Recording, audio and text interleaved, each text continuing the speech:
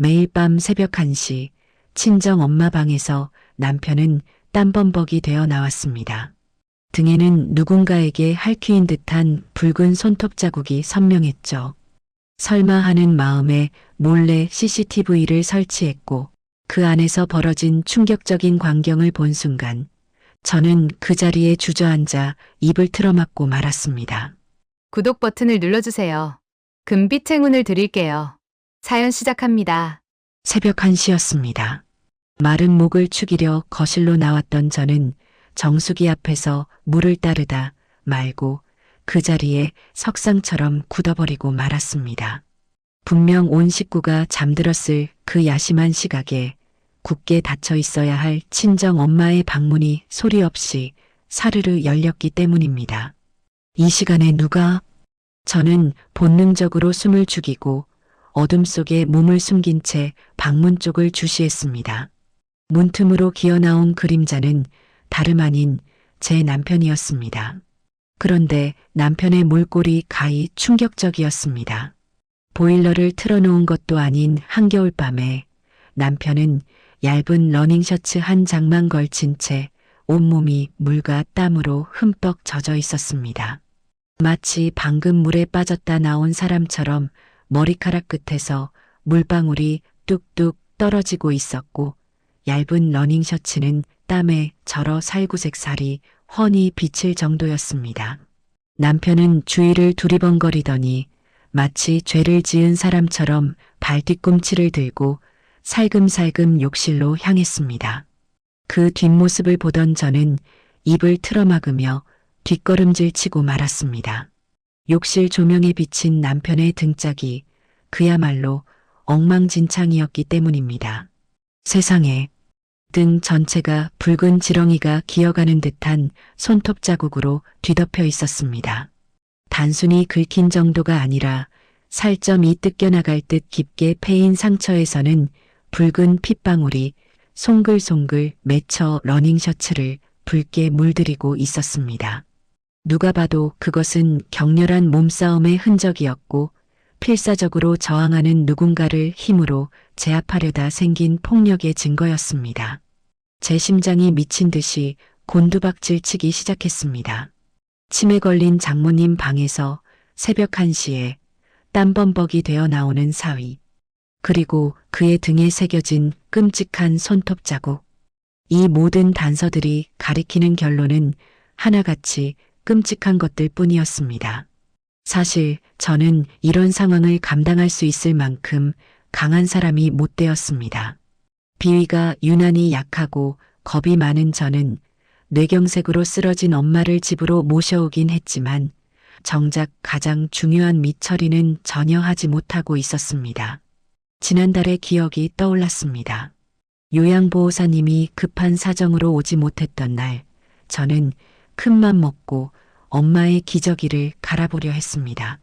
하지만 기저귀를 여는 순간 코를 찌르는 악취와 엉덩이에 덕지덕지 묻은 누런 배설물을 보는 순간 저는 그만 이성을 잃고 말았습니다.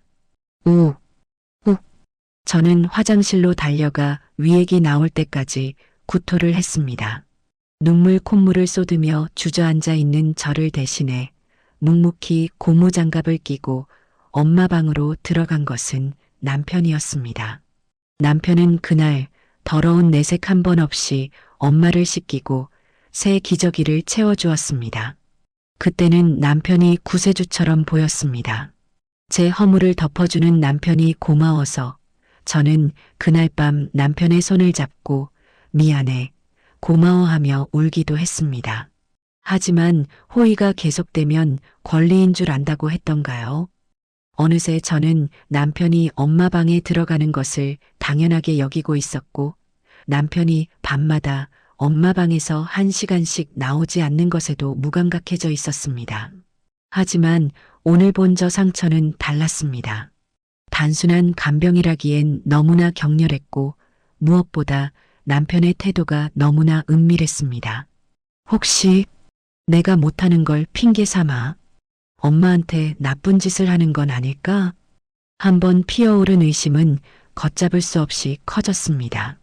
저는 떨리는 다리를 부여잡고 욕실 앞으로 다가갔습니다. 안에서는 샤워기 물소리가 세차게 들려오고 있었습니다. 잠시 후 물소리가 멈추고 남편이 수건으로 머리를 털며 나왔습니다. 저는 짐짓물을 마시러 나온 척하며 남편을 마주 보았습니다. 그런데 남편에게서 풍기는 냄새가 묘했습니다. 독한 비누 냄새와 락스 냄새가 코를 찔렀는데 그 틈새로 정체불명의 비릿하고 역한 냄새가 섞여 있었습니다. 마치 썩은 고기를 락스로 씻어낸 듯한 기분 나쁜 냄새였습니다. 여보, 당신 등. 그게 다 뭐야?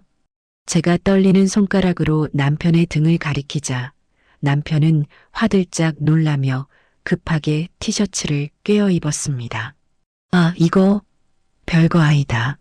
그냥 엄마가 잠투정이 심하시네. 남편은 제 눈을 똑바로 쳐다보지 못했습니다. 시선을 허공에 둔 채 셔츠 자락을 만지작거리는 손끝이 미세하게 떨리고 있었습니다.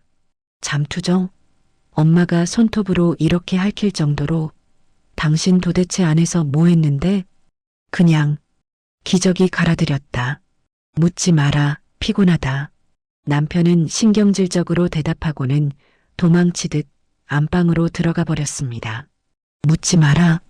그 말이 더 수상했습니다. 떳떳하다면 왜 화를 내는 걸까요?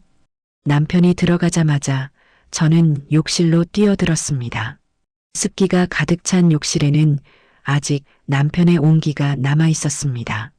저는 미친 사람처럼 욕실 쓰레기통을 뒤지기 시작했습니다. 남편이 엄마 방에서 무슨 짓을 했다면 분명 흔적이 남아 있을 거라 생각했습니다. 이상한 약봉지라도 나오면 당장 경찰에 신고할 작정이었습니다. 쓰레기통 깊숙한 곳에서 젖은 휴지 뭉치가 발견되었습니다. 저는 덜덜 떨리는 손으로 휴지를 펼쳐보았습니다. 그것은 붉은 피와 정체를 알 수 없는 누런 고름 같은 것이 묻어있는 거즈였습니다. 아, 다리에 힘이 풀려 주저앉고 말았습니다. 피가 묻은 거즈. 이것은 명백한 상해의 증거였습니다. 남편이 엄마를 때린 걸까요? 아니면 엄마가 저항하다가 다친 걸까요? 상상은 점점 최악으로 치달았습니다. 저는 비틀거리며 엄마 방 앞으로 갔습니다. 떨리는 손으로 문고리를 돌려보았지만 문은 굳게 닫혀 있었습니다. 방 안에서는 엄마의 끙끙 앓는 소리만 희미하게 새어나왔습니다. 그리고 문틈으로 코를 들이밀자 역겨울 정도로 진한 인공적인 꽃향기가 뿜어져 나왔습니다. 방향제였습니다. 그것도 한 통을 다 쏟아부은 듯 머리가 아플 정도로 독한 라벤더 향기였습니다. 이 새벽에 피 냄새와 땀 냄새를 감추기 위해 방향제를 뿌려야만 했던 이유가 무엇일까요? 저는 속이 메스꺼워 입을 틀어막고 거실로 나왔습니다. 그날 밤 저는 한숨도 잘 수 없었습니다. 소파에 웅크리고 앉아 시계를 보니 새벽 2시가 지나고 있었습니다. 어둠 속에 홀로 앉아 있으니 별의별 생각이 다 들었습니다. 남편은 사업 실패 후 우리 집에 얹혀 살다시피 했습니다. 혹시 그동안 쌓인 자격지심을 말 못하고 저항 못하는 엄마에게 화풀이하고 있었던 건 아닐까요? 아니면 제가 늙어 여자로서 매력이 떨어지자 엄마를 상대로 삐뚤어진 성욕을 해소하고 있는 걸까요? 생각이 꼬리에 꼬리를 물어 제 머릿속에서 남편은 이미 희대의 페르나가 되어 있었습니다. 그때였습니다. 웅, 웅, 웅. 새벽 3시의 정적을 깨고 베란다 쪽에서 기계 돌아가는 소리가 들려왔습니다. 세탁기 소리였습니다. 이 야심한 시각에 누가 세탁기를 돌린단 말입니까? 저는 홀린 듯이 베란다로 나갔습니다. 어둠 속에서 남편이 쭈그리고 앉아 빙글빙글 돌아가는 세탁기를 멍하니 바라보고 있었습니다. 그 뒷모습이 너무나 기괴하고 낯설어 보였습니다. 당신, 지금 뭐해? 제 목소리에 남편은 소스라치게 놀라며 벌떡 일어났습니다. 아, 깼나? 아니, 옷에 뭐가 좀 묻어서 냄새 날까봐 내놓는 김에 돌린다. 남편은 횡설수설하며 제 앞을 가로막았습니다. 마치 세탁기 안을 보여주지 않으려는 사람처럼 말입니다. 하지만 저는 보았습니다. 세탁기 유리창 너머로 붉은 물이 배어 나오는 듯한 남편의 러닝 셔츠와 수건들이 맹렬하게 돌아가고 있는 것을요. 제 머릿속에서는 혈흔, 증거인멸 같은 단어들이 경보음처럼 울려 퍼졌습니다. 다음 날 아침 식탁은 지옥과도 같았습니다. 남편은 아무 일도 없었다는 듯 국을 떠먹고 있었지만 저는 숟가락을 들 수조차 없었습니다. 제 시선은 오직 남편의 손에 고정되어 있었습니다. 밤새 독한 락스를 맨손으로 만진 탓인지 남편의 손은 거북이 등껍질처럼 쩍쩍 갈라져 하얗게 터져 있었습니다. 손톱 밑은 멍이 든 것처럼 검게 죽어 있었고 지문이 다 닳아버린 듯 반질거리는 손가락 마디마디가 붉게 부어올라 있었습니다. 그 험한 손이 밥상 위를 오갈 때마다 저는 밥알이 모래알처럼 느껴졌습니다. 저 손으로 밤새 피 묻은 옷을 빨고 방향제를 뿌렸겠지. 저는 화장대 서랍을 열어 딸아이가 프랑스 출장 선물로 사다 준 최고급 핸드크림을 꺼냈습니다. 뚜껑을 열자 고급스러운 장미 향기가 퍼져나왔습니다. 저는 보란 듯이 제 고운 손에 크림을 듬뿍 발랐습니다. 촉촉하고 향기로운 크림이 제 손등을 감싸자 남편의 거친 손과 대비되어 묘한 우월감과 죄책감이 동시에 밀려왔습니다. 저는 이 향기로 남편에게서 나는 비릿한 냄새를 그리고 이 집안을 덮고 있는 의심의 냄새를 덮어버리고 싶었습니다. 여보, 밥 안 먹나? 국 식는다. 남편이 걱정스런 눈빛으로 저를 불렀지만 저는 대꾸도 하지 않고 고개를 돌려버렸습니다. 제 차가운 반응에 남편은 한숨을 푹 내쉬더니 숟가락을 내려놓고 주머니에서 주섬주섬 무언가를 꺼냈습니다. 또다시 방향제였습니다. 남편은 밥을 먹다 말고 엄마 방으로 향했습니다. 엄마 방 문이 닫히고 잠금 장치가 돌아가는 철컥 소리가 적막한 집안에 울려 퍼졌습니다. 그 소리는 마치 제 인내심이 끊어지는 소리와도 같았습니다. 더 이상은 모른 척할 수 없었습니다. 그 새벽 맹렬하게 돌아가던 세탁기 소리와 쓰레기통에서 발견된 피 묻은 거즈가 저에게 소리치고 있었기 때문입니다. 확인해. 더 늦기 전에 그 방문을 열어. 저는 결심했습니다. 오늘 밤 이 끔찍한 연극의 막을 내리겠다고 말입니다. 그날 오후였습니다. 아침부터 내리던 비가 그치고 습한 기운이 아스팔트 위로 올라오던 늦은 오후, 저는 음식물 쓰레기를 버리기 위해 집을 나섰습니다. 엘리베이터 거울 속에 비친 제 얼굴은 며칠 밤을 설친 탓인지 퀭하기 그지없었고 푸석한 피부는 제 마음만큼이나 거칠어져 있었습니다. 1층에 도착해 엘리베이터 문이 열리는데 재활용 분리수거를 하고 들어오던 옆집 여자와 딱 마주치고 말았습니다. 평소 오지랖이 넓기로 소문난 여자였습니다. 저는 가볍게 눈인사만 하고 지나치려 했습니다. 지금 제 몰골로 누구와 대화를 나눌 기분이 아니었으니까요. 하지만 그녀는 저를 보자마자 눈을 반짝이며 제 앞을 막아섰습니다. 어머, 새댁. 얼굴이 왜 그래? 어디 아파? 아, 네, 그냥 잠을 좀 설쳐서요. 제가 대충 얼버무리며 쓰레기 봉투를 고쳐주는데 여자가 갑자기 목소리를 낮추며 제 팔을 덥석 잡았습니다. 그 손길이 어찌나 축축하고 끈적하게 느껴지던지 소름이 돋을 지경이었습니다. 저기, 근데 말이야. 요즘 그 집 무슨 일 있어? 네. 무슨 일이요?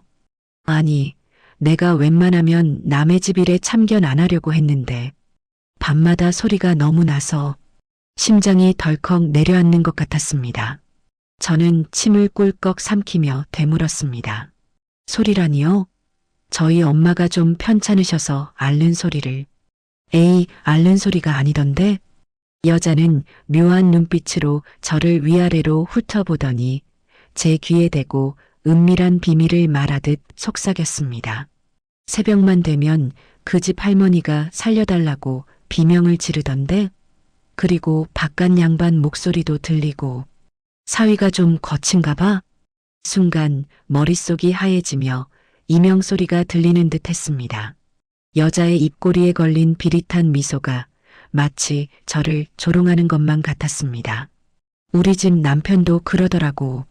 저 집은 밤마다 전쟁을 치르냐고. 벽간 소음 때문에 잠을 못 자겠다고 신고하라는 거 내가 말렸어. 노인네 모시는 게 보통 일은 아니겠지만 그래도 남들 듣기에 좀 민망하잖아. 얼굴이 화끈거려 견딜 수가 없었습니다. 그것은 단순한 층간 소음 항의가 아니었습니다. 너네 집안에서 무슨 더러운 짓이 일어나는지 다 알고 있다는 무언의 압박이자 조롱이었습니다. 죄송합니다. 주의시킬게요. 저는 도망치듯 쓰레기 봉투를 던져버리고 다시 엘리베이터로 뛰어들어갔습니다. 닫히는 문틈 사이로 여전히 저를 쳐다보고 있는 여자의 시선이 느껴져 등줄기에 식은 땀이 줄줄 흘러내렸습니다. 집으로 돌아온 저는 현관문에 기대 주저앉고 말았습니다. 다리에 힘이 풀려 일어설 수가 없었습니다. 남들 눈에도 남들 귀에도 제 남편은 이미 이상한 사람이었습니다. 밤마다 장모님을 괴롭히고 비명을 지르게 만드는 파렴치한 인간. 다 알고 있었어. 나만 모른 척하고 있었던 거야. 수치심과 공포가 뒤섞여 속이 울렁거렸습니다. 그날 저녁 퇴근한 남편이 현관문을 열고 들어왔을 때 저는 남편의 눈을 똑바로 쳐다볼 수도 없었습니다. 남편은 여느 때처럼 무뚝뚝한 얼굴로 넥타이를 풀며 물었습니다. 엄마는? 밥은 드셨나? 드셨어. 제 대답이 끝나기도 전에 남편은 옷도 갈아입지 않고 곧장 장모님 방으로 향했습니다. 마치 퇴근만을 기다렸다는 사람처럼 발걸음이 급해 보였습니다. 방문이 닫히고 이내 잠금 장치가 돌아가는 소리가 들렸습니다. 철컥. 그 금속성의 파열음이 마치 저와 세상 사이를 단절시키는 감옥 문소리처럼 들렸습니다. 또 잠갔어. 대체 왜 문을 잠그는 거야? 저는 부엌 식탁에 앉아 엄마 방문을 뚫어지게 노려보았습니다. 방 안에서는 아무런 소리도 들리지 않았습니다. 그 침묵이 더 무서웠습니다. 그날 밤도 저는 잠을 이룰 수 없었습니다. 옆집 여자의 말이 귓가에서 맴돌아 신경이 곤두설대로 곤두서 있었기 때문입니다. 시계 바늘이 새벽 2시를 가리키고 있었습니다. 깜빡 소파에서 잠이 들었던 저는 고막을 찢는 듯한 비명소리에 화들짝 놀라 눈을 떴습니다. 아, 하지마. 아파. 저리 가. 분명 엄마의 목소리였습니다. 잠꼬대나 앓는 소리가 아니었습니다. 그것은 명백한 거부였고 살려달라는 처절한 절규였습니다. 저는 벌벌 떨리는 손으로 소파를 짚고 일어났습니다. 엄마 방 쪽에서 쿵쿵거리는 소리가 들려왔습니다. 무언가 둔탁한 것이 벽에 부딪히고 침대가 삐걱거리는 소리가 요란하게 울려 퍼졌습니다. 저는 홀린 듯이 방문 앞으로 다가갔습니다. 그리고 떨리는 귀를 문에 갖다 댔습니다. 장모님, 가만히 좀 계이소. 이래야 합니다. 좀. 남편의 목소리였습니다. 평소에 덤덤하고 무뚝뚝하던 말투는 온데간데 없었습니다. 잔뜩 흥분한 듯 거칠고 숨이 턱 끝까지 차오른 듯 헐떡이는 목소리. 마치 짐승이 으르렁거리는 것만 같았습니다. 싫어. 아프단 말이야. 이거 나. 이놈아. 엄마는 울부짖고 계셨습니다. 치매 노인의 힘이라고는 믿기지 않을 정도로 처절한 저항 소리가 들렸고 그 사이사이로 찰싹하고 살과 살이 부딪히는 소리까지 들렸습니다. 때리는 걸까요? 제 머릿속에서는 끔찍한 상상이 파노라마처럼 펼쳐졌습니다. 남편이 엄마를 힘으로 제압하고 폭행하거나 혹은 그보다 더 추악한 짓을 저지르기 위해 억지로 다리를 벌리게 하거나 누르고 있는 장면들. 벌리소. 좀 벌려야 내가 할 거 아입니까? 남편의 고함 소리가 들렸습니다. 벌려야 한다니요. 그 말을 듣는 순간 제 심장이 멈추는 것 같았습니다. 그것은 성적인 행위를 암시하는 말이 아니고서는 도저히 나올 수 없는 단어였습니다. 당장이라도 문을 박차고 들어가야 했습니다. 뭐 하는 짓이냐고, 내 엄마한테 손대지 말라고 소리치며 남편의 멱살을 잡아야 했습니다. 하지만 공포가 제 발목을 잡았습니다. 혹시라도 문을 열었다가 제가 감당할 수 없는 진실을 마주하게 될까봐, 혹은 흥분한 남편이 저에게까지 해코지할까봐 너무나 무서웠던 것입니다. 저는 비겁하게도 문고리를 잡은 채 얼어붙어 있었습니다. 손잡이가 차갑게 식어 있는데도 제 손바닥에서는 식은 땀이 흥건했습니다. 그때 방 안에서 흡 하는 남편의 기합 소리와 함께 둔탁한 소리가 났고 엄마의 비명이 잦아들기 시작했습니다. 흐흑. 엄마의 울음소리는 힘이 다 빠진 듯 잦아들었고 남편의 거친 숨소리만 문틈으로 새어나왔습니다. 후.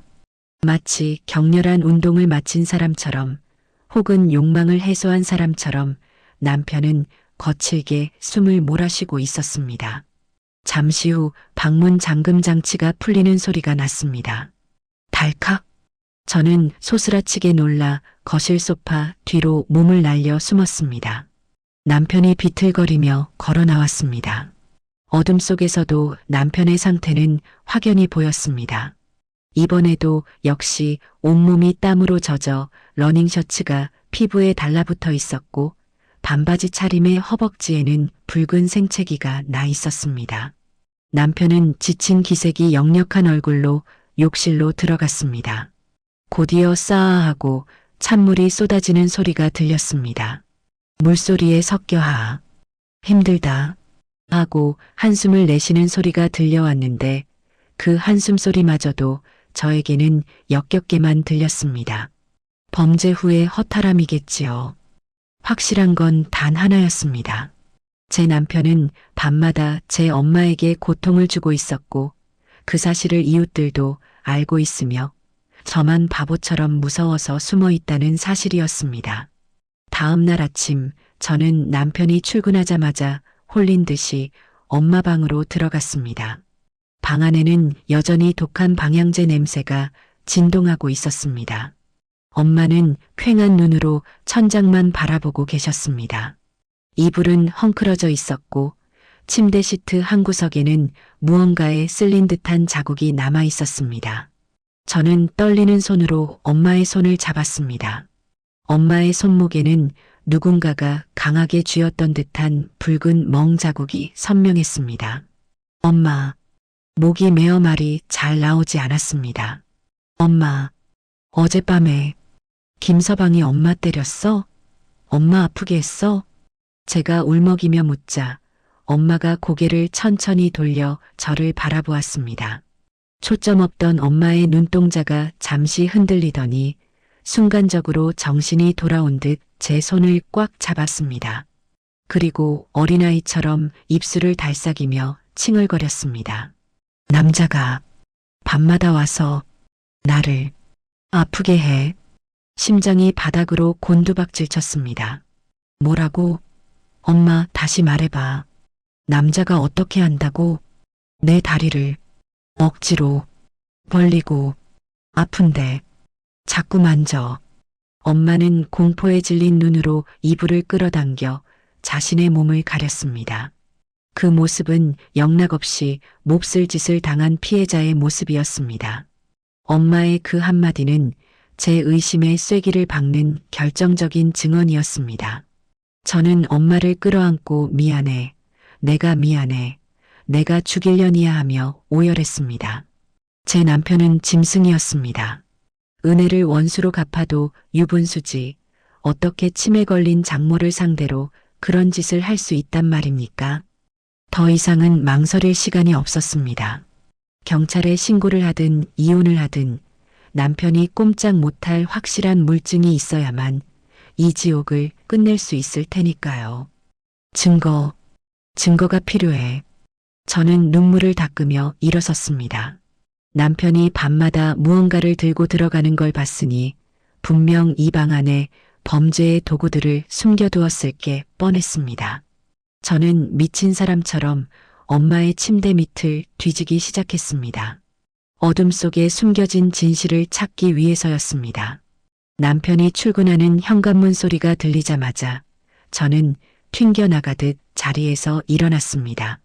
평소 같으면 베란다 창문을 열고 남편이 주차장으로 걸어가는 뒷모습을 배웅했겠지만 오늘은 그럴 여유조차 없었습니다.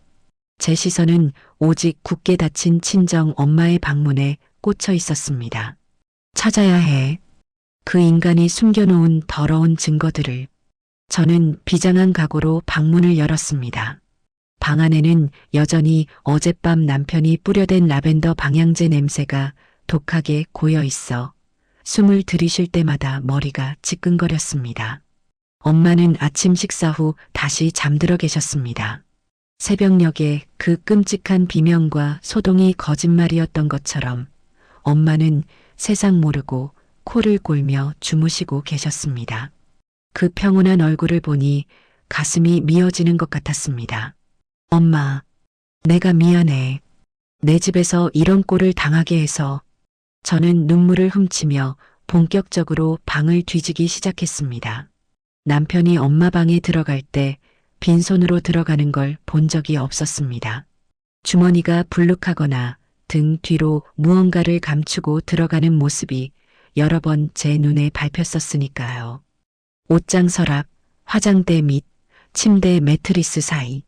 저는 미친 사람처럼 방 안 구석구석을 뒤졌습니다. 하지만 겉으로 보기엔 평범한 기저귀와 물티슈 박스들 뿐 특별히 이상한 물건은 나오지 않았습니다. 아니야, 분명히 있어. 그 새벽에 세탁기를 돌리고 땀을 뻘뻘 흘릴 만한 무언가가. 저는 시선을 아래로 돌렸습니다.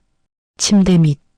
허리를 숙여 어둠 속을 들여다보니 침대 가장 안쪽 구석에 낡은 종이 상자 하나가 깊숙이 밀어 넣어져 있는 것이 보였습니다.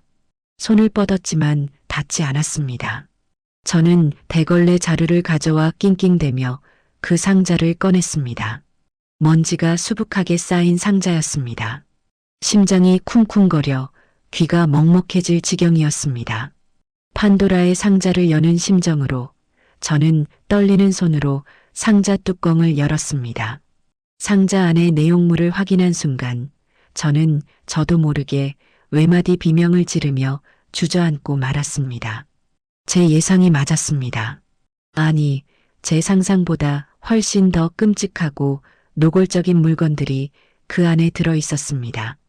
가장 먼저 눈에 들어온 것은 커다란 파란색 플라스틱 통이었습니다. 바세린이었습니다. 그것도 약국에서나 볼 법한 업소용 대용량 바세린이 반쯤 비어 있는 채로 덩그러니 놓여 있었습니다. 바세린? 머릿속이 하얗게 변했습니다. 치매 노인의 방에 피부 보습용이라기엔 터무니없이 많은 양의 바세린이 왜 필요한 걸까요? 순간 어젯밤 엄마의 비명소리가 귓가를 때렸습니다. 남자가 다리를 벌리고 아프게 해. 그리고 남편의 고함 소리도 떠올랐습니다. 벌리소. 좀 벌려야 합니다. 퍼즐이 맞춰지는 것 같았습니다. 억지로 다리를 벌리게 하고 뻑뻑하고 메마른 노인의 몸에 억지로 무언가를 삽입하기 위해 이 미끌거리는 기름 덩어리가 필요했던 것이 분명했습니다. 역겨움이 식도까지 치밀어 올랐습니다. 저는 헛구역질을 참으며 상자 안에 다른 물건들을 집어들었습니다. 바세린 옆에는 정체를 알 수 없는 라벨이 뜯겨나간 튜브형 연고들이 굴러다니고 있었고 그 옆에는 굵직한 끈이 다리를 틀고 있었습니다. 끈? 그것은 보드라운 천 재질로 된 끈이었지만 사람의 손목이나 발목을 묶기에 딱 좋은 길이었습니다. 엄마의 손목에 나 있던 붉은 멍자국. 그것은 남편이 손으로 잡은 게 아니라 이 끈으로 엄마를 침대 헤드에 묶어놓고 짐승 같은 짓을 할 때 생긴 흔적이었던 겁니다. 으악!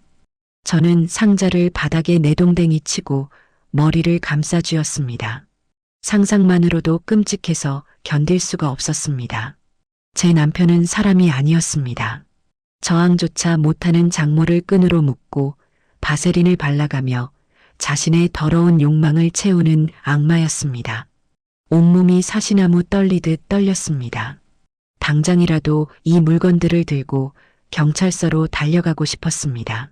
하지만 문득 옆집 여자의 비웃는 듯한 얼굴이 떠올랐습니다. 증거 있어? 치매 노인네 말만 믿고 생사람 잡는 거 아니야? 만약 남편이 장모님 피부가 건조해서 발라드린 거다. 끈은 엄마가 침대에서 떨어질까봐 묶어둔 거다라고 오리발을 내민다면요? 이 정도 정황 증거로는 그 능구렁이 같은 인간을 법적으로 처벌할 수 없을지도 모릅니다. 빼도 박도 못할 움직이는 증거가 필요했습니다. 그가 바지를 벗고 엄마의 몸에 손을 대는 그 결정적인 순간을 포착해야만 했습니다. 저는 이를 악물고 일어섰습니다. 눈물을 닦아내고 핸드폰을 들어 퀵서비스를 불렀습니다. 전자상가에 있는 지인에게 부탁해 가장 성능 좋고 눈에 띄지 않는 초소형 카메라를 당장 보내달라고 했습니다. 1시간 뒤 오토바이 퀵서비스 기사가 작은 상자 하나를 건네주었습니다. 상자 안에는 탁상시계 모양으로 위장된 최신형 CCTV가 들어 있었습니다. 겉으로 보기엔 평범한 디지털 시계였지만 전면부 숫자판 사이에 고화질 카메라 렌즈가 교묘하게 숨겨져 있는 물건이었습니다. 저는 엄마 방으로 들어갔습니다. 남편의 행위를 가장 잘 포착할 수 있는 위치를 찾아야 했습니다. 엄마 침대 바로 맞은편 서랍장 위가 제격이었습니다. 저는 기존에 있던 탁상 시계를 치워버리고 새로 산 카메라 시계를 그 자리에 올려두었습니다. 전원을 켜고 제 스마트폰과 연동을 시켰습니다. 핸드폰 화면에 엄마의 침대가 선명하게 잡혔습니다. 화각은 완벽했습니다. 침대 머리맡부터 발치까지 방 안에서 일어나는 모든 일이 개미 한 마리 놓치지 않고 다 보였습니다. 기다려. 너 그 추악한 가면 오늘 밤에 내가 갈기갈기 찢어줄 테니까. 저는 바세린과 끈이 든 상자를 다시 침대 밑 원래 있던 자리에 밀어 넣었습니다. 아무 일도 없었던 것처럼, 아무것도 모르는 것처럼. 남편을 안심시키고 가장 방심했을 때 덜미를 잡기 위해서였습니다. 저녁 7시 현관 도어록이 열리는 소리가 들리자 제 심장이 쿵 하고 내려앉았습니다. 다녀왔습니다. 남편이 들어왔습니다. 아무렇지 않은 얼굴, 덤덤한 표정. 어제 새벽 엄마를 그토록 괴롭히고 바세린을 사용해 짐승 같은 짓을 저지른 사람이라고는 믿기지 않을 만큼 평온한 얼굴이었습니다. 그 이중적인 모습에 소름이 돋았습니다. 여보, 오늘 국 뭐야? 맛있는 냄새 나네. 남편이 식탁에 앉으며 웃었습니다. 저는 끓고 있는 김치찌개 냄비째 들어 남편의 얼굴에 부어버리고 싶은 충동을 억누르며 국그릇을 식탁에 쾅 하고 내려놓았습니다. 국물이 튀어 식탁볼을 적셨지만 남편은 아이고 조심하지 하며 태연하게 휴지로 닦아낼 뿐이었습니다. 남편은 밥 한 공기를 뚝딱 비우고는 물을 마시며 제 눈치를 살폈습니다. 당신 오늘 기분 안 좋나? 와 말이 없노. 피곤해서 그래요. 밥 다 먹었으면 들어가 쉬어. 제가 차갑게 쏘아붙이자 남편은 머쓱한 듯 뒷머리를 극적였습니다. 그리고는 익숙한 패턴대로 주머니에서 주섬주섬 방향제를 꺼내 들었습니다. 그럼 장모님 좀 보고 올게. 기저귀 갈 시간 됐다. 기적이? 웃기지 마. 너 욕망을 배설할 시간이겠지. 저는 속으로 코웃음을 쳤습니다. 남편이 자리에서 일어났습니다. 그의 투박한 손에는 오늘도 어김없이 독한 방향제가 들려 있었고 뒷주머니는 무언가로 불룩했습니다. 아마도 갈라진 손에 발을 연고거나 또 다른 범죄 도구겠지요. 남편이 엄마 방 문을 열고 들어갔습니다. 그리고 이내 철컥 잠금 장치가 돌아가는 소리가 들렸습니다. 평소라면 그 소리에 가슴이 철렁했겠지만 오늘은 달랐습니다. 이제 저 방 안은 밀실이 아니었습니다. 제 손에 들린 스마트폰을 통해 모든 것이 낱낱이 생중계되는 공개 처형장이었습니다. 저는 떨리는 손으로 스마트폰 앱을 켰습니다. 검은 로딩 화면이 잠시 뜨더니 이내 엄마 방의 풍경이 화면 가득 나타났습니다. 화면 속에서 남편은 방문을 잠그고 엄마 침대로 다가가고 있었습니다. 남편이 입고 있던 티셔츠를 훌러덩 벗어던졌습니다. 어둠 속에서도 선명하게 보이는 등 뒤에 붉은 손톱 자국들. 그리고 남편은 바지 버클에 손을 가져다 댔습니다. 후. 남편이 깊은 한숨을 내쉬며 바지를 내리기 시작했습니다. 저는 입술을 피가 나도록 깨물며 화면을 노려보았습니다. 비명조차 나오지 않는 긴장감이 저를 짓눌렀습니다. 드디어 올 것이 왔습니다. 저는 두 눈을 부릅뜨고 제 인생에서 가장 끔찍하고 충격적인 진실을 마주할 준비를 마쳤습니다. 똑똑히 봐줄게. 너가 인간인지 짐승인지.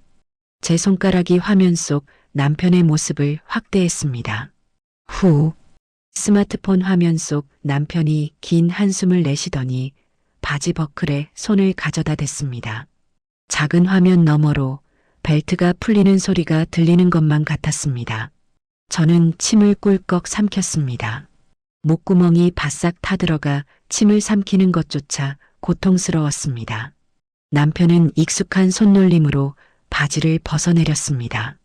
그리고 속옷 차림이 되자 그는 주저없이 바지마저 훌러덩 벗어 옆에 둔 의자 위에 대충 걸쳐 놓았습니다. 이제 남편의 몸에 남은 것이라고는 얇은 사각 팬티 한 장뿐이었습니다. 러닝 셔츠도 바지도 없는 맨몸. 그의 등과 어깨는 땀으로 번들거리고 있었고 불룩 튀어나온 배와 축 늘어진 살가죽이 적나라하게 드러났습니다. 평소라면 그저 늙고 지친 가장의 몸으로 보였을 테지만 지금 제 눈에는 욕망에 번들거리는 짐승의 가죽처럼 보였습니다. 역겨움이 식도까지 치밀어 올랐습니다. 설마 진짜 팬티까지 벗으려는 거야? 제 손가락이 하얗게 질리도록 스마트폰을 꽉 쥐었습니다. 다행히, 아니 불행히도 남편은 팬티는 벗지 않았습니다. 대신 그는 침대 옆 협탁으로 다가가더니 아까 제가 봤던 그 문제의 상자를 꺼냈습니다. 침대 밑에서 나온 먼지 쌓인 상자. 남편은 그 안에서 대용량 바세린 통을 꺼내 뚜껑을 열었습니다. 그의 거칠고 투박한 손가락이 바세린 통 안으로 쑥 들어갔습니다. 남편은 손가락 3개를 이용해 바세린을 한 움큼 듬뿍 퍼냈습니다. 누런 조명 아래서 그의 손가락 끝에 묻은 투명하고 끈적한 기름 덩어리가 번들거렸습니다. 그 양이 너무나 많았습니다. 단순히 건조한 피부에 바르기 위한 양이 아니었습니다. 저 많은 기름이 어디에 쓰일지 상상하는 것만으로도 저는 정신이 혼미해질 지경이었습니다. 남편은 바세린이 묻은 손을 허공에 든 채 천천히 엄마가 누워있는 침대 쪽으로 몸을 돌렸습니다. 그의 표정은 비장해 보이기까지 했습니다. 마치 중요한 수술을 앞둔 의사처럼 혹은 먹잇감을 앞에 둔 포식자처럼 눈빛이 형형하게 빛나고 있었습니다. 엄마는 아직 잠들어 계신 듯 미동도 하지 않았습니다. 남편이 침대맡에 걸터 앉았습니다. 침대 매트리스가 남편의 무게 때문에 푹 꺼지는 모습이 화면에 잡혔습니다. 그 진동 때문이었을까요? 엄마가 뒤척이며 눈을 떴습니다. 누구? 화면 속 엄마의 입술이 움직이는 게 보였습니다. 비록 소리는 들리지 않았지만 엄마의 표정은 순식간에 공포로 물들었습니다. 자신의 침대에 덩치 큰 사내가, 그것도 발라의 모습으로 앉아 있는 것을 본 치매 노인의 공포는 어땠을까요?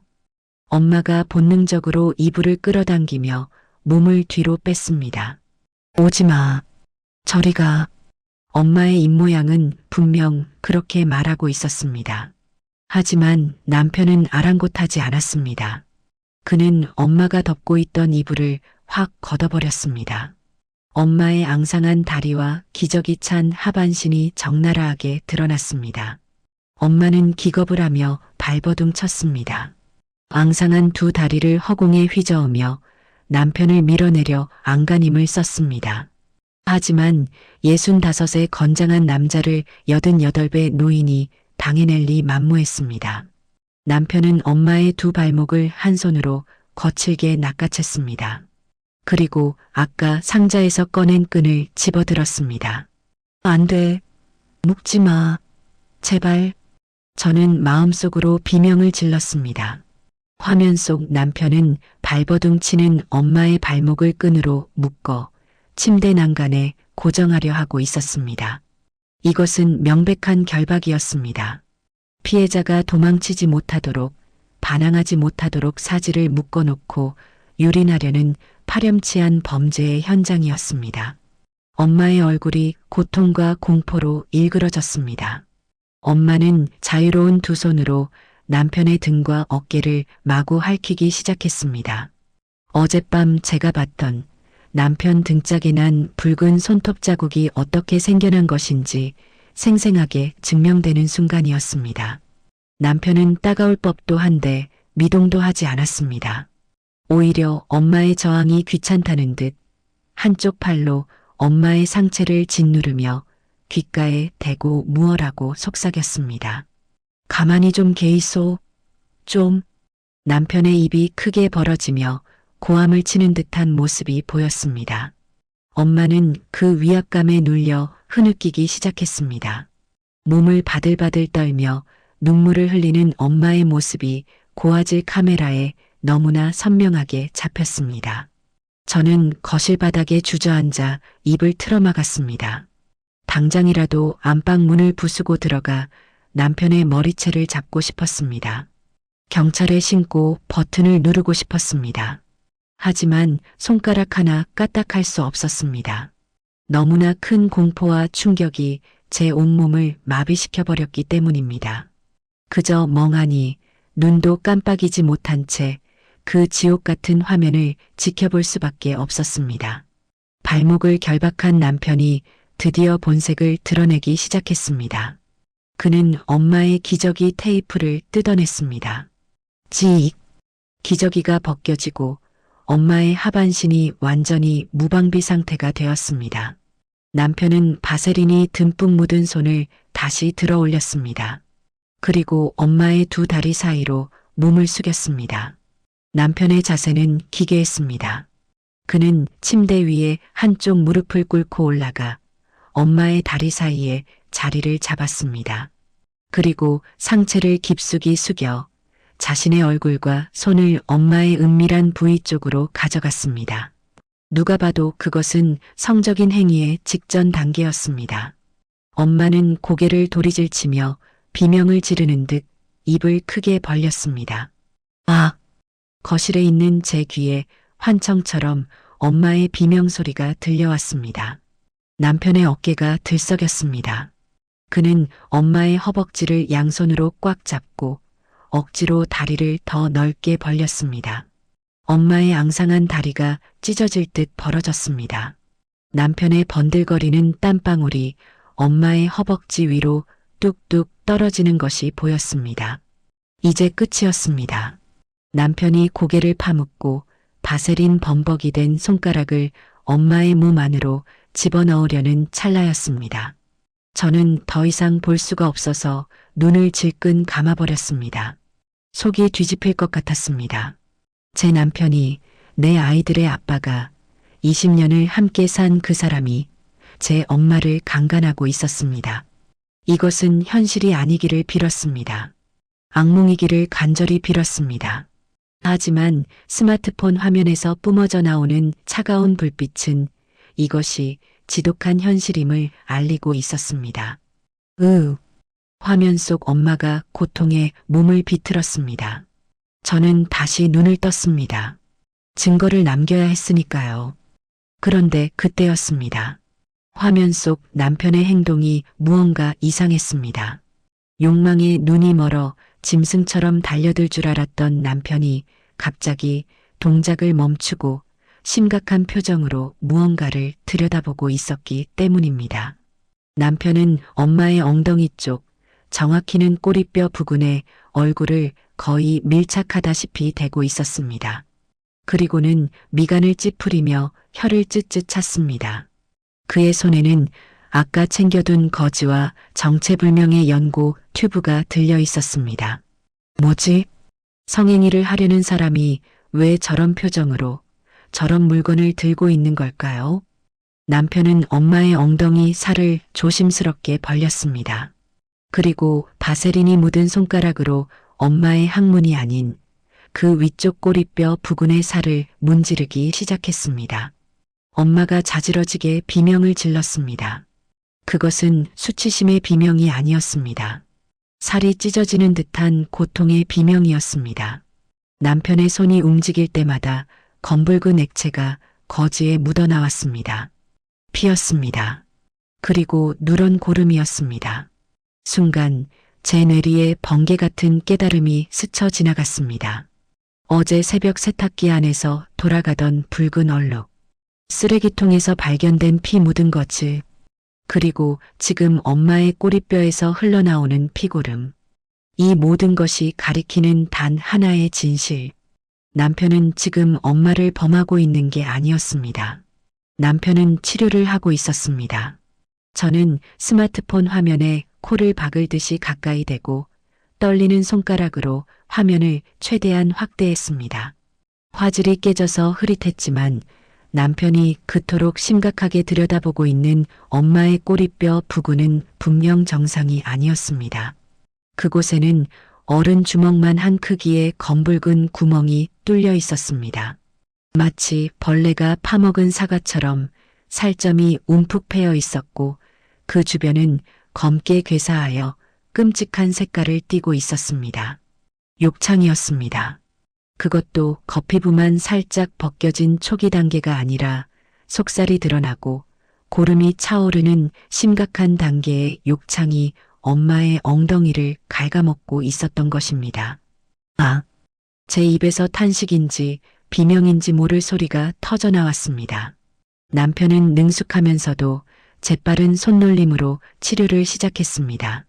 그는 아까 준비해둔 거즈에 소독약을 듬뿍 적셨습니다. 그리고 엄마의 다리 사이에 자리를 잡고 앉아 한 손으로는 엄마의 허리춤을 단단히 눌러 고정했습니다. 제가 성행위 자세라고 오해했던 그 기괴한 자세는 치료 도중 엄마가 고통을 이기지 못해 몸부림치는 것을 막기 위한 고육지책이었습니다. 장모님, 많이 아픕니다. 꽉 참으소. 이거 안 파내면 뼈까지 썩어해. 화면 너머로 남편의 비장한 목소리가 들려왔습니다. 남편은 소독약이 적셔진 거즈를 핀셋으로 집어 썩어 문드러진 엄마의 살점 안으로 깊숙이 밀어 넣었습니다. 죽여줘. 사람 살려. 엄마가 자지러지는 비명을 질렀습니다. 그 소리는 스피커를 찢을 듯 날카로웠고 거실에 있는 제 귀를 후벼 파는 것 같았습니다. 소독약이 생살에 닿을 때의 쓰라림은 상상을 초월한다고 들었습니다. 하물며 썩은 살을 도려내고 고름을 짜내는 고통은 오죽할까요? 엄마는 본능적으로 팔을 휘저었습니다. 침대 난간에 묶인 발목은 덜컹거렸지만 자유로운 두 손은 남편의 등과 어깨를 미친 듯이 공격하기 시작했습니다. 쫙! 쫙! 엄마의 날카로운 손톱이 남편의 등짝을 사정없이 긁어내렸습니다. 남편의 입에서 짧은 신음이 터져나왔습니다. 하지만 남편은 피하지 않았습니다. 아니, 피할 수가 없었습니다. 자신이 물러서면 엄마의 몸이 뒤틀려 치료 부위가 어긋나거나 더 큰 상처가 생길 수 있었기 때문입니다. 남편은 그 모진 손톱질을 온몸으로 받아내며 묵묵히 썩은 고름을 짜내고 또 짜냈습니다. 어젯밤 제가 목격했던 남편의 등에 새겨진 붉은 손톱 자국들, 그것은 정사를 나누다 생긴 쾌락의 흔적이 아니었습니다. 그것은 살이 썩어가는 장모의 고통을 대신 짊어진 사위의 훈장이자 피눈물 나는 헌신의 지도였습니다. 저는 가슴을 쥐어뜯으며 오열했습니다. 미친년. 내가 미친년이야. 그것도 모르고 저는 남편을 강간범으로 몰았습니다. 엄마의 비명을 교성으로 착각했고 남편의 땀방울을 욕정의 분비물이라 여겼으며 피 묻은 거즈를 폭행의 증거라고 확신했습니다. 제 자신이 너무나 혐오스러워서 혀를 깨물고 죽고 싶은 심정이었습니다. 화면 속 치료는 계속되었습니다. 고름과 피를 닦아낸 남편은 이번에는 대용량 바세린 통에 손을 뻗었습니다. 제가 그토록 더러운 상상을 하며 구역질했던 그 바세린이었습니다. 남편은 바세린을 두껍게 퍼서 욕창 주변의 피부에 덕지덕지 발랐습니다.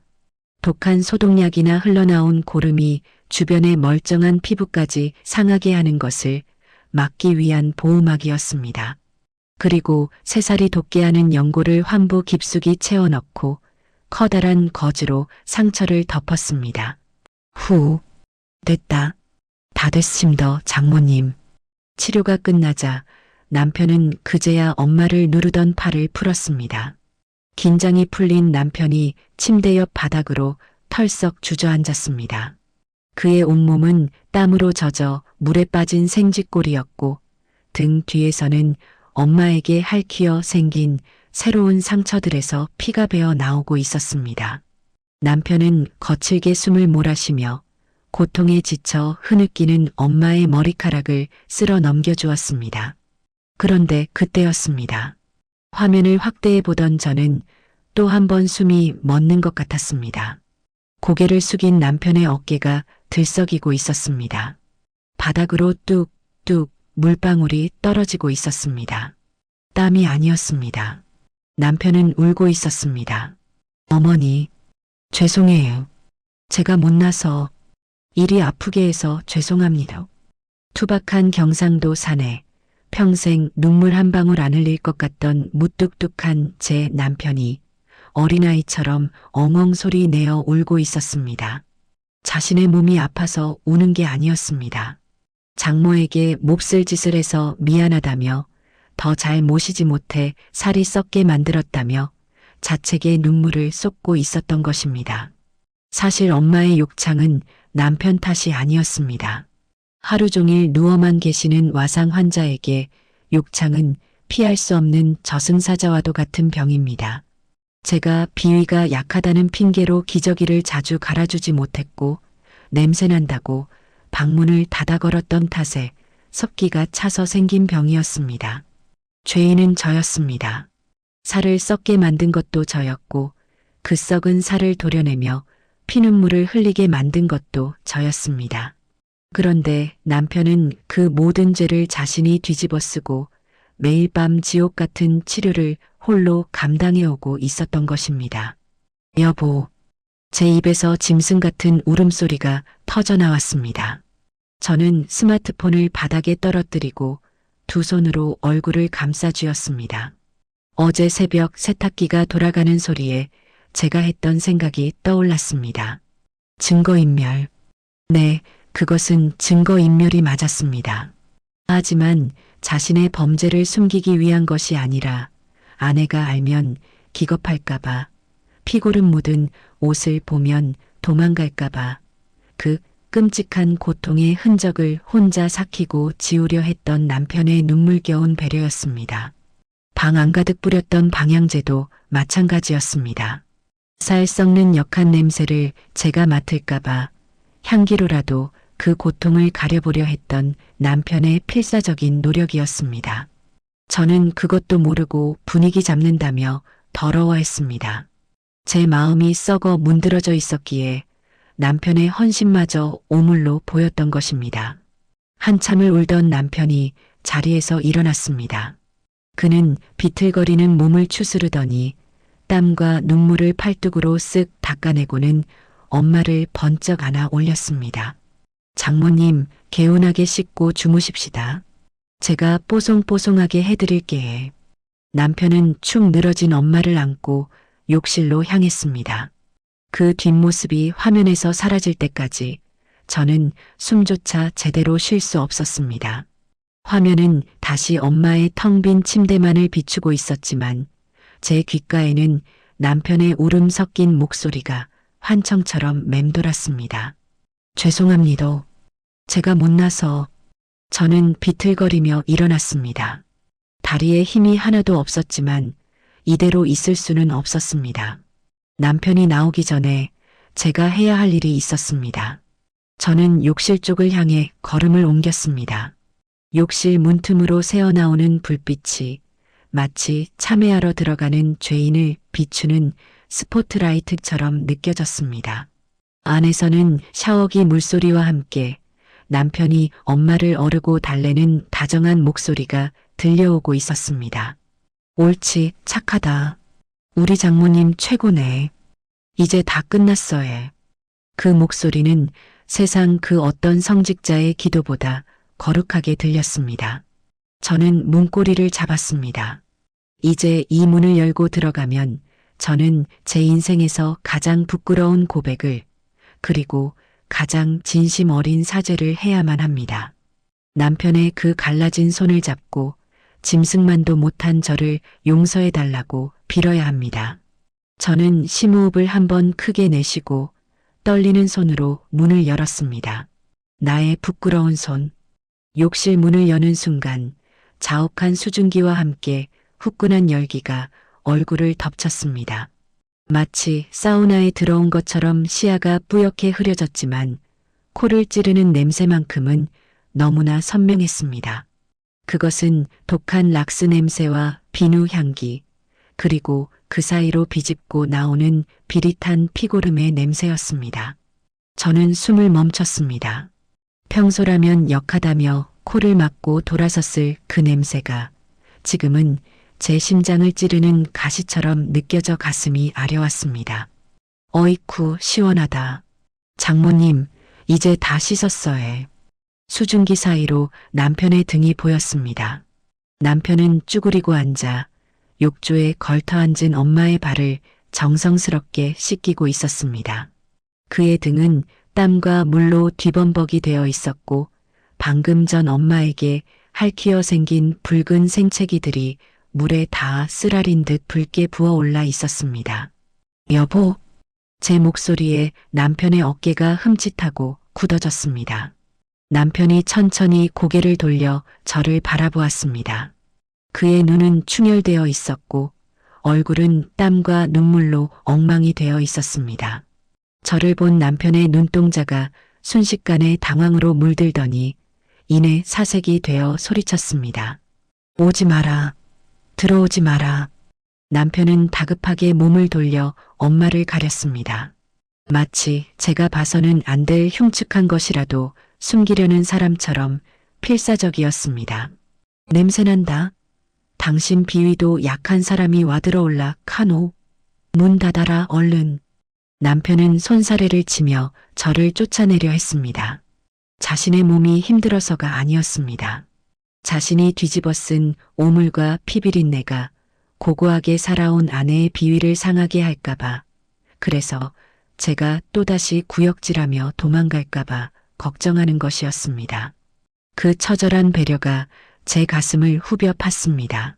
저는 남편의 만류를 무시하고 욕실 안으로 한 발짝 내디뎠습니다. 여보, 오지 말라니까.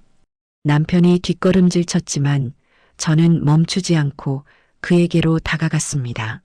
바닥에 흥건한 물이 제 양말을 적셨습니다. 축축하고 차가운 느낌이 발가락 사이로 스며들었지만 저는 개의치 않았습니다. 남편은 매일 밤 이 차가운 타일 바닥에서 홀로 뜨거운 사투를 벌이고 있었던 것입니다. 저는 남편 앞에 털썩 주저앉았습니다. 그리고 남편의 손을 낚아챘습니다. 아이고, 이거 놔라. 더럽다. 남편이 기겁하며 손을 빼내려 했지만 저는 죽기 살기로 그 손을 붙잡고 놓지 않았습니다. 가까이서 본 남편의 손은 멀리서 볼 때보다 훨씬 더 참혹했습니다. 독한 락스와 소독약에 살같이 벗겨져 있었고 손가락 마디마디는 가뭄 논바닥처럼 쩍쩍 갈라져 붉은 속살이 드러나 있었습니다. 지문은 다 닳아 없어진 지 오래였고 손톱 밑에는 엄마의 변을 처리하느라 낀 때와 핏자국이 검게 배어 있었습니다. 그런데 그 손에 무언가 미끌거리는 것이 묻어 있었습니다. 바세린이었습니다. 남편은 고무장갑도 끼지 않은 맨손이었습니다. 당신, 장갑은? 왜 장갑도 안 끼고? 제가 울먹이며 묻자 남편이 멋쩍은 듯 시선을 피하며 기어들어가듯 대답했습니다. 고무장갑 끼면 둔해서 안 된다. 뭐가? 장모님 살이 너무 약해서 장갑 끼고 만지면 아파하신다 아이가. 내 손이라야 살살 문지르지. 남편의 대답에 저는 머리를 한 대 얻어맞은 것 같았습니다. 고무장갑을 끼면 자신의 손은 보호할 수 있지만 엄마의 여린 살결을 다치게 할까봐. 그래서 그 독한 균과 오물이 득실거리는 욕창을 남편은 기꺼이 자신의 맨손으로 어루만지고 있었던 것입니다. 자신의 손이 썩어 들어가는 것은 아랑곳하지 않고 오직 장모의 고통을 덜어주기 위해서 말입니다. 그 순간 제 손에서 풍기는 향기가 코를 찔렀습니다. 아까 제가 보란 듯이 발랐던 그 비싼 수입 핸드크림의 장미 향기였습니다. 제 손은 너무나 보드랍고 매끄러웠습니다. 남편이 피땀 흘려번 돈으로 산 크림을 바르고 남편이 굳은 일을 도맡아 하는 동안 저는 이 손으로 우아하게 차를 마시고 남편을 의심하는 문자나 보내고 있었습니다. 제 부드러운 손이 남편의 거친 손과 닿아 있는 이 상황이 너무나 수치스러워 견딜 수가 없었습니다. 이것은 단순히 피부의 차이가 아니었습니다. 그것은 인간됨의 차이였고 사랑의 깊이의 차이였습니다. 참았던 울음이 터져 나왔습니다. 저는 남편의 거친 손을 제 얼굴에 가져다 댔습니다. 그리고 그 손등에 얼굴을 묻고 오열했습니다. 여보, 미안해. 내가 잘못했어. 와이라노. 울지 마라. 당신 이런 거 싫어한다 아이가. 남편은 제 눈물에 자신의 더러운 손이 닿을까봐 안절부절 못했습니다. 아니야. 싫지 않아. 내가 미친년이야. 당신을 의심했어. 저는 짐승처럼 울부짖으며 고백했습니다. 당신이 엄마 때리는 줄 알았어. 이상한 짓 하는 줄 알았어. 그 짐승 같은 짓을 한다고 생각해서 CCTV까지 달았어. 나를 죽여줘. 제발. 제 입에서 나오는 말들은 추악하기 그지없었습니다. 하지만 털어놓지 않고는 견딜 수가 없었습니다. 제 영혼이 썩어 문드러지는 것 같았기 때문입니다. 제 고백을 들은 남편의 눈이 커졌습니다. 그는 잠시 멍하니 저를 바라보더니 이내 씁쓸한 미소를 지으며 고개를 끄덕였습니다. 그럴 만도 하다. 내가 설명을 안 했으니. 왜 말 안 했어? 왜 바보같이 혼자 뒤집었어? 제가 가슴을 치며 소리치자 남편이 조용히 말했습니다. 당신, 지난달에 기저귀 갈다가 토했잖아. 밤새 울었잖아. 그거 보니까 말 못하겠더라. 나까지 힘들다 하면 당신 무너질 것 같아서. 그냥 내가 좀 더 고생하면 우리 식구 다 편안하니까. 남편의 그 덤덤한 한마디가 제 가슴을 갈기갈기 찢어놓았습니다. 자신을 강간범으로 의심하는 아내를 원망하기는커녕 아내가 무너질까봐 끝까지 침묵을 지켰다는 그 바보 같은 사랑. 저는 남편 앞에 무릎을 꿇었습니다. 그리고 욕실 바닥에 머리를 박으며 통곡했습니다. 여보, 용서해줘. 평생 갚을게. 내 남은 인생 다 바쳐서 당신한테 갚을게. 욕실 바닥은 차가웠지만 제 머리 위로 떨어지는 남편의 눈물은 뜨거웠습니다. 남편은 더러운 손을 옷에 쓱쓱 닦더니 떨고 있는 제 어깨를 조심스럽게 감싸 안았습니다. 됐다. 알았으면 됐다. 영수가 고생했다, 니도. 그 투박한 위로에 저는 목이 메어 숨조차 쉴 수 없었습니다. 그때였습니다. 욕조에 앉아 멍하니 우리를 바라보던 엄마가 쭈글쭈글한 손을 뻗어 남편의 머리를 쓰다듬었습니다. 울지 마. 아빠, 울지 마. 엄마는 사위를 돌아가신 아버지로 착각한 것일까요? 아니면 자신의 아들로 생각한 것일까요? 엄마의 그 손길에 남편은 참았던 설움을 토해내듯 제 어깨에 얼굴을 묻고 엉엉 소리 내어 울기 시작했습니다. 좁은 욕실 안에서 우리 세 사람은 서로를 부둥켜 안고 한참이나 울었습니다. 독한 락스 냄새는 더 이상 나지 않았습니다. 그곳에는 오직 서로의 체온과 뒤늦게 깨달은 짠내 나는 진심만이 가득 차오르고 있었습니다. 저는 그날 맹세했습니다. 남편의 저 거북이 등껍질 같은 손이 다시 보드라워질 때까지 이제는 제가 저 손을 놓지 않겠다고. 그리고 제 손에 발라진 이 가식적인 향기의 크림을 닦아내고 저도 남편과 함께 땀과 눈물의 냄새를 묻히며 살겠다고 말입니다.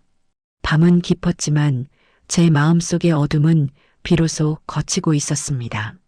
엄마를 깨끗하게 씻겨 잠자리에 뉘어드리고 난 뒤 우리 부부는 거실 소파에 나란히 앉았습니다. 집안을 가득 채우고 있던 독한 방향제 냄새는 환기를 시켜 사라졌지만 그 빈자리는 무거운 침묵과 어색함이 채우고 있었습니다. 남편은 젖은 러닝 셔츠를 갈아입고 나왔지만 여전히 고개를 들지 못했습니다. 마치 큰 죄라도 지은 사람처럼 무릎 위에 두 손을 올리고 꼼지락거리고 있었는데 그 모습이 너무나 짠해서 제 가슴 한구석이 아려왔습니다. 저는 안방 화장대로 가서 문제의 그 핸드크림을 가져왔습니다. 딸아이가 사다 준 제가 남편을 무시하며 발랐던 바로 그 장미 향 크림이었습니다. 손 줘봐요. 제가 나직하게 말하자 남편이 흠칫 놀라며 손을 뒤로 감췄습니다. 아니다. 괜찮다. 그냥 두면 낫는다. 얼른요. 나 화내기 전에. 제 짐짓 엄한 목소리에 남편은 쭈뼛거리며 거북이 등껍질 같은 손을 내밀었습니다. 형광등 불빛 아래서 본 남편의 손은 더욱 참혹했습니다. 락스 독이 올라 붉게 부어오른 피부 사이사이가 가뭄든 논바닥처럼 쩍쩍 갈라져 있었고 엄마를 손톱 주변은 살점이 뜯겨나가 피딱지가 앉아 있었습니다. 이 손으로 그 독한 소독약을 맨손으로 만지고 엄마의 굳은 변을 파내고 억세게 저항하는 엄마를 받아냈던 것입니다. 저는 뚜껑을 열고 크림을 듬뿍 짰습니다. 그리고 남편의 갈라진 손등 위에 조심스럽게 문질렀습니다. 아야. 남편이 저도 모르게 신음을 흘리며 손을 움찔했습니다. 상처가 깊어 순한 크림조차 쓰라렸던 것입니다. 미안해. 아프지. 내가 미안해. 저는 남편의 손등에 입김을 호호 불어가며 눈물과 함께 크림을 펴발랐습니다. 제 고운 손과 남편의 상처투성이 손이 겹쳐지는 순간 뜨거운 무언가가 목구멍을 타고 넘어왔습니다. 여보, 왜 그랬어? 왜 장갑 안 꼈어? 당신 손은 살 아니야? 당신은 안 아파? 제 타박에 남편은 그저 허허 웃기만 했습니다. 장모님 엉덩이 살이 욕창 때문에 종이장처럼 얇아졌다 아이가. 고무 장갑 끼고 만지면 내가 힘 조절이 안 돼서 살이 밀린다. 내 손바닥 감각으로 살살 달래가며 해야 안 아파하시지. 바보. 천치 같은 사람. 저는 남편의 가슴을 퍽 치며 울먹였습니다. 한참 동안 제 손길을 받던 남편이 문득 먼 산을 바라보며 입을 열었습니다. 영수가, 네 기억나나? 우리 20년 전에 내 사업 말아먹고 길바닥 나앉았을 때 갑작스러운 과거 이야기에 저는 눈물을 닦으며 고개를 끄덕였습니다. 어찌 잊을 수 있을까요? 남편이 잘 나가던 섬유공장 사장님 소리를 듣다가 IMF 여파로 하루아침에 부도가 났던 그 시절을요. 빚쟁이들이 매일같이 찾아와 행패를 부리고 우리 네 식구는 갈 곳이 없어 친정집 단칸방에 얹혀 살아야 했습니다. 그때 남편의 위치는 처참했습니다. 친정 오빠들과 올케 언니들은 능력 없는 놈이 처가 등골 빼먹는다며 남편을 대놓고 무시했고 밥상 머리에서도 남편에게만 눈칫밥을 주기 일쑤였습니다. 남편은 죄인처럼 고개 한번 들지 못하고 매일 새벽 인력 시장에 나가 막노동을 하며 하루하루를 버텼습니다. 그때 내가 진짜 죽을락 했다. 자존심은 상하고 니랑 애들 볼 면목은 없고 그냥 한강 다리 가서 뛰어내리는 게 보험금이라도 남겨주는 길이다 싶었지. 남편의 덤덤한 고백에 제 심장이 덜컥 내려앉았습니다. 그날 밤에 내가 몰래 짐 싸서 대문 밖을 나서는데 누가 뒤에서 내 옷자락을 잡는 기라. 남편의 목소리가 가늘게 떨렸습니다. 장모님이셨다. 엄마였습니다. 당시 60이 넘은 나이에도 시장 좌판에서 채소를 파시던 엄마. 오빠들 눈치 보느라 사위에게 따뜻한 밥 한 끼 제대로 챙겨주지 못해 늘 안절부절 못하시던 엄마였습니다. 장모님이 검은 비닐봉지 하나를 내 손에 쥐어주시더라. 그러면서 딱 한마디 하셨다. 김서방, 기죽지 마라. 자네는 크게 될 사람이다.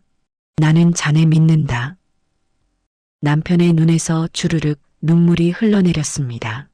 봉지를 열어보니까 1,000원짜리, 5,000원짜리 꼬깃꼬깃한 돈 뭉치가 들어있더라.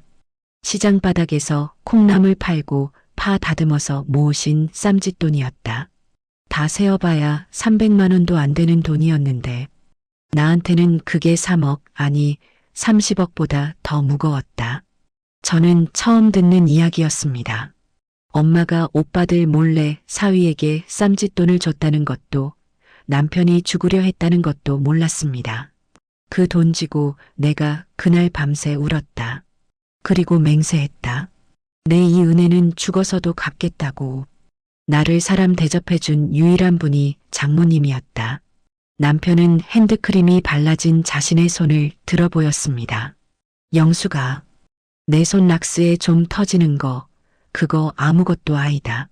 장모님은 내 마음이 썩어 문드러질 때 그 마음을 꿰매주신 분이다. 똥 좀 만지는 게 대수냐? 살 좀 썩는 게 대수냐? 나는 장모님한테 목숨을 비쳤다. 남편의 고백은 거창하지 않았지만 그 어떤 웅변보다 강력하게 제 가슴을 때렸습니다. 저는 부끄러움에 고개를 들 수가 없었습니다. 저는 딸이면서도 엄마의 냄새가 싫어 코를 막았습니다. 엄마가 짐처럼 느껴져 요양병원으로 보낼까 고민도 했습니다. 그런데 피 한 방울 섞이지 않은 사위는 20년 전 받은 사랑 하나를 붙들고 자신의 몸이 상하는 줄도 모르고 묵묵히 그 빚을 갚고 있었던 것입니다. 진짜 자식은 제가 아니라 남편이었습니다.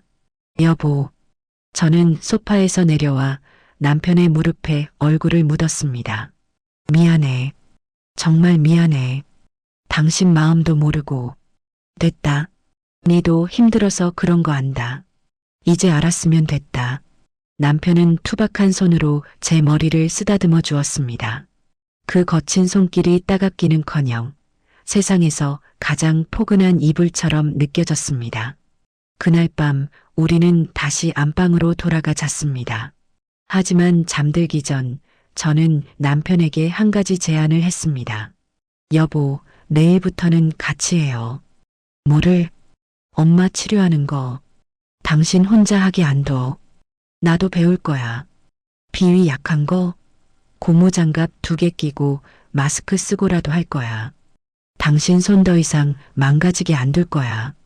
제 단호한 말에 남편은 빙그레 웃으며 제 손을 잡았습니다. 그래, 같이 하자. 같이 하면 덜 힘들겠지. 맞잡은 두 손에서 따뜻한 온기가 전해졌습니다.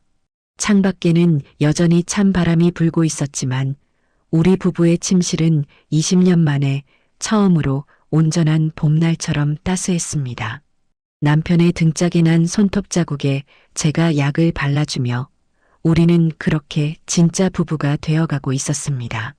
다음 날부터 우리 집 풍경은 완전히 바뀌었습니다.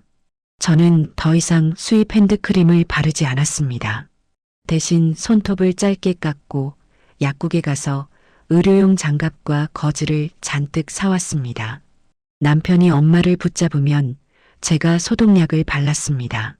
처음에는 썩은 살을 보는 게 무서워 손을 떨기도 했지만 그때마다 남편이 옆에서 괜찮다, 잘한다며 저를 응원해 주었습니다. 엄마도 사위와 딸이 함께 자신을 돌봐준다는 걸 아는지 비명을 지르는 횟수가 눈에 띄게 줄어들었습니다. 그렇게 지옥 같던 욕창 치료는 우리 가족이 서로의 상처를 보듬는 치유의 시간으로 변해가고 있었습니다.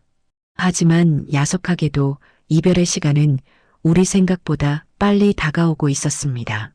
엄마의 욕창이 기적처럼 아물어갈 무렵 엄마의 기력은 촛불처럼 사그라들고 있었던 것입니다. 계절이 바뀌어 창밖의 목련이 흐드러지게 피어나던 4월이었습니다. 남편과 제가 힘을 합쳐 지극정성으로 매달린 덕분에 엄마 엉덩이를 괴롭히던 그 끔찍한 욕창은 기적처럼 새살이 돋아나고 있었습니다. 검붉게 썩어 들어갔던 구멍이 메워지고 분홍빛 살결이 보이기 시작했을 때 남편은 어린아이처럼 기뻐하며 제 손을 잡고 방방 뛰었습니다. 보이나? 영수가 이제 다 나았다. 장모님 살이 돌아왔다. 하지만 야속하게도 하늘은 우리에게 온전한 기쁨을 허락하지 않았습니다. 엄마의 엉덩이는 아물어갔지만 엄마의 생명력은 마치 그 상처를 치유하는데 모든 에너지를 쏟아부은 듯 급격히 사그라들고 있었기 때문입니다. 식사량이 눈에 띄게 줄어들었습니다. 좋아하시던 홍시를 입에 넣어드려도 삼키지 못하고 주르륵 흘려보내기 일쑤였고 맑았던 눈동자는 점점 초점을 잃고 허공을 응시하는 시간이 길어졌습니다. 엄마, 이것 좀 먹어봐. 응? 김서방이 사온 거야. 제가 울먹이며 죽을 떠먹여도 엄마는 입을 굳게 다문 채 고개를 저을 뿐이었습니다. 이별이 머지않았음을 우리 부부는 본능적으로 직감하고 있었습니다. 그날 밤은 유난히 봄비가 추적추적 내리는 밤이었습니다. 남편과 저는 거실에서 잠을 자지 않고 대기하고 있었습니다.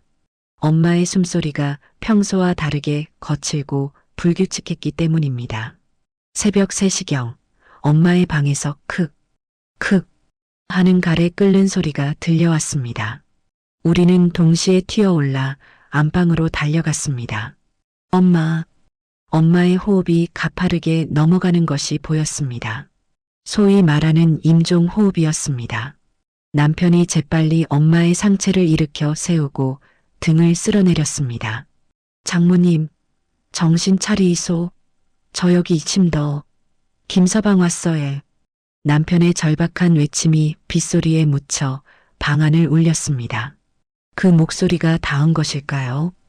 감겨있던 엄마의 눈꺼풀이 파르르 떨리더니 기적처럼 천천히 떠졌습니다.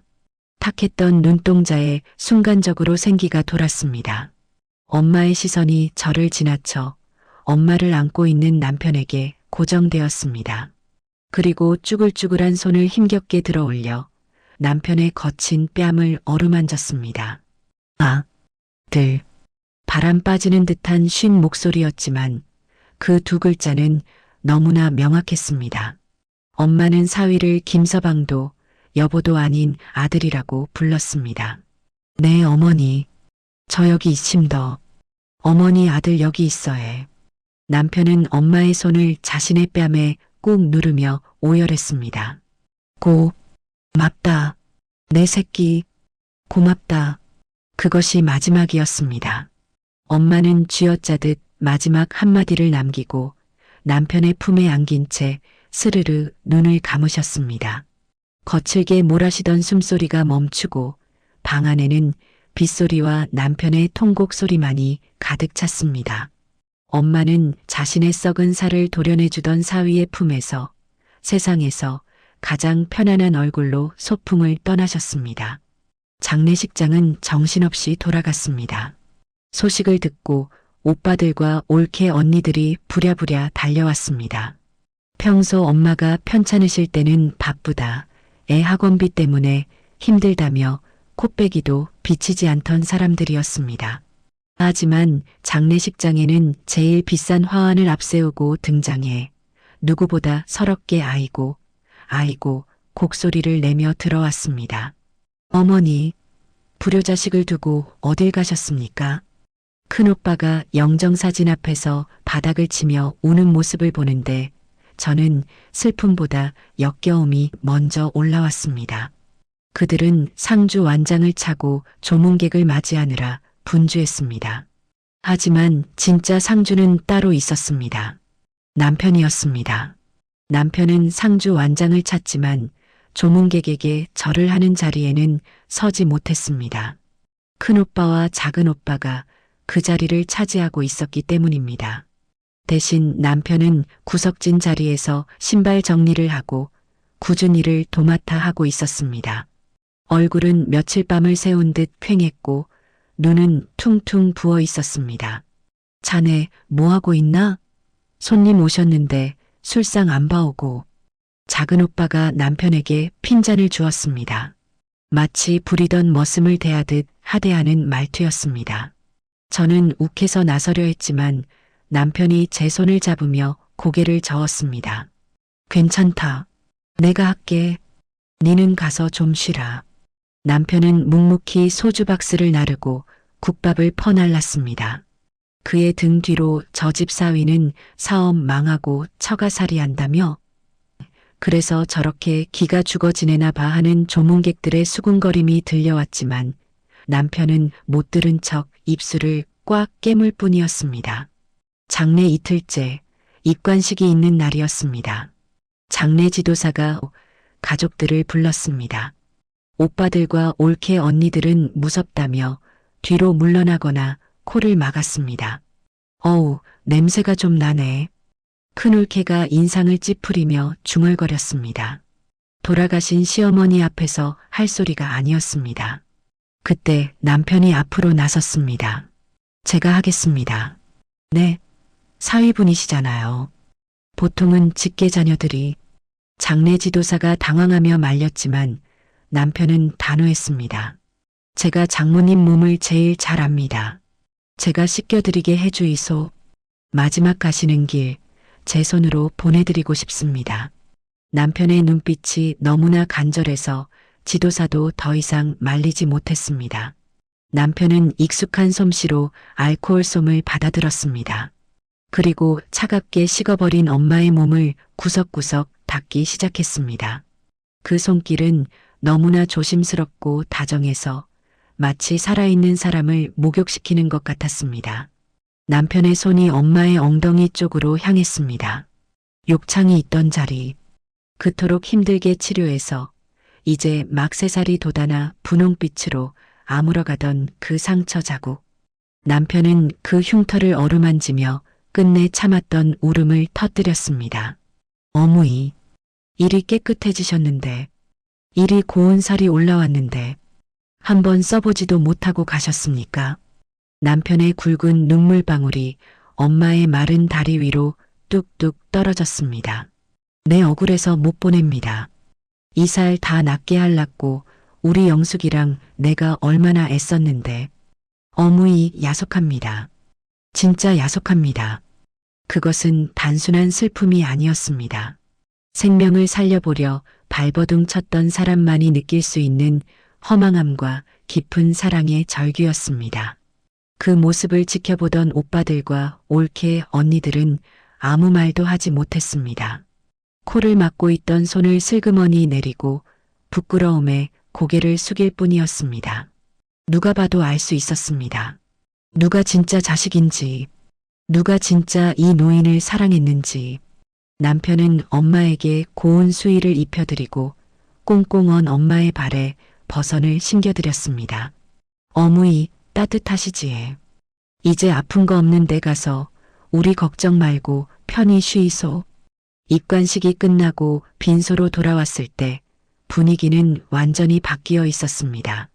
조문객들이 웅성거리고 있었습니다. 저 사위가 장모 똥오줌 다 받아내고 욕창까지 치료했대. 글쎄, 염을 직접 했다더라. 아들들도 못하는 걸 사위가 했대. 소문은 삽시간에 퍼져나갔습니다.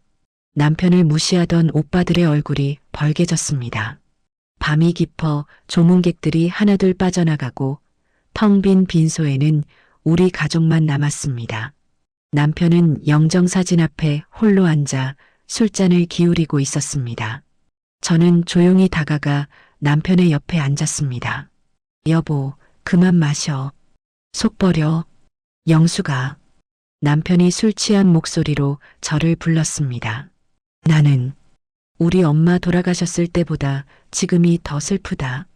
우리 엄마는 내 어릴 때 돌아가셔서 얼굴도 잘 기억 안 난다. 근데 장모님은 20년을 내랑 살았다.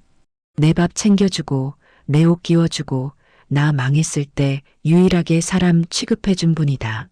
나한테는 장모님이 엄마였다. 남편은 영정사진 속 활짝 웃고 있는 엄마를 바라보며 중얼거렸습니다. 엄마, 내 엄마. 남편은 엎드려 통곡했습니다. 상주 완장을 찬 오빠들은 코를 골며 자고 있는 그 새벽, 완장도 없는 사위만이 뜬 눈으로 밤을 지새우며 엄마의 가는 길을 지키고 있었습니다. 발인을 하는 날 아침이 밝았습니다. 운구차가 화장터로 향했습니다. 화로 안으로 관이 들어가는 순간 남편은 어무이 하고 비명을 지르며 바닥에 주저앉았습니다. 오빠들이 부축하려 했지만 남편은 뿌리치고 바닥을 치며 울었습니다. 불 뜨겁다. 우리 어무이 뜨겁다. 천천히 해라 이놈들아. 한 줌의 재가 되어 나온 엄마를 유골함에 담을 때 남편은 자신의 품속에서 무언가를 꺼냈습니다. 꼬깃꼬깃 접힌 낡은 편지 한 장과 낡은 10,000원짜리 지폐 몇 장이었습니다. 20년 전 엄마가 쌈짓돈을 쥐어주며 썼던 그 비뚤배뚤한 편지였습니다. 김서방, 기죽지 마라. 내는 네 믿는다. 남편은 그 편지를 유골함 속에 함께 넣어주었습니다. 어무이, 이 돈으로 저승 가서 만난 거 사드시소. 그리고 이 편지, 내 평생 부적처럼 지니고 다녔는데 이제 돌려드릴게 해. 덕분에 잘 살았습니다. 진짜 잘 살았습니다. 화장터를 나오는 길, 봄 햇살이 눈부시게 쏟아졌습니다. 남편의 손에는 하얀 유골함이 들려 있었고 제 손은 남편의 다른 쪽 손을 꽉 잡고 있었습니다. 남편의 손은 여전히 거칠고 투박했습니다. 하지만 저는 알 수 있었습니다.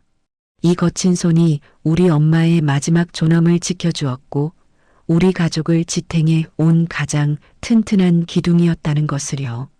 바람이 불어와 벚꽃잎이 남편의 어깨 위에 내려앉았습니다. 마치 엄마가 하늘에서 사위의 어깨를 토닥여주는 것만 같았습니다. 고맙다, 내 아들.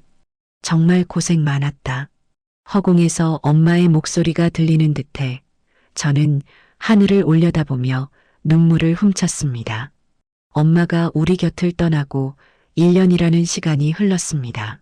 사계절이 한 바퀴를 돌아 다시 목련 꽃망울이 터지는 봄이 왔지만 우리 집 풍경은 1년 전과는 많이 달라져 있었습니다. 가장 먼저 사라진 것은 냄새였습니다.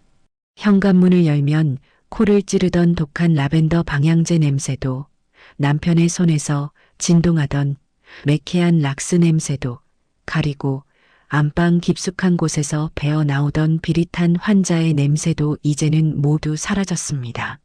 대신 그 자리에는 구수한 된장찌개 냄새와 빨래 건조대에서 마르는 섬유 유연제 향기가 채워졌습니다.